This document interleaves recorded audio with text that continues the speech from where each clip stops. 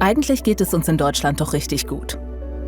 Ein gemäßigtes Klima, abwechslungsreiche bis atemberaubende Landschaften und eine, alles in allem, gut funktionierende Infrastruktur.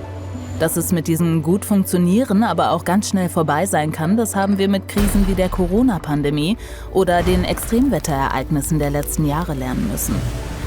Und leider, da sind sich die Experten einig, werden solche Ereignisse künftig eher zunehmen.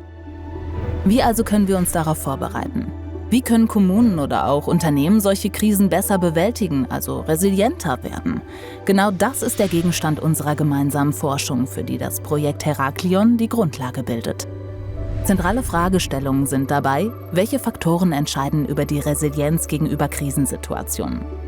Wie bedingen sich diese Faktoren gegenseitig? Wie lassen sie sich messen?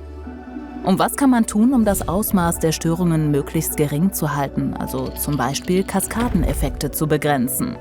Die hierfür notwendigen Daten und Informationen liegen bisher meist separiert und in heterogenen Formaten vor. Daher entwickeln wir einen skalierbaren Resilienz-Datenraum, der möglichst viele Aspekte der betrachteten Krisensituationen abdeckt.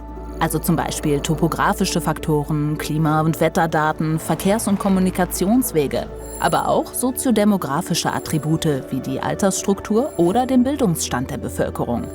Eine ganz wesentliche Aufgabe dabei, den Datenraum so zu gestalten, dass einerseits die Datengeber das Vertrauen und die Sicherheit haben, dass ihre Daten nur zu den vereinbarten Zwecken genutzt werden und sich andererseits die Datennutzer darauf verlassen können, dass die geteilten Daten auch wirklich aktuell und verlässlich sind.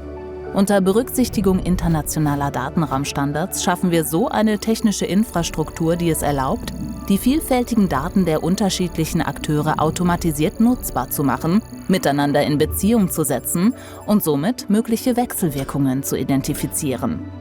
So machen wir Resilienz messbar und schaffen damit die Grundlage, um Anfälligkeiten für Krisen früher zu erkennen, das Eintreten von Krisen idealerweise ganz zu verhindern oder im Fall der Fälle besser und schneller zu bewältigen.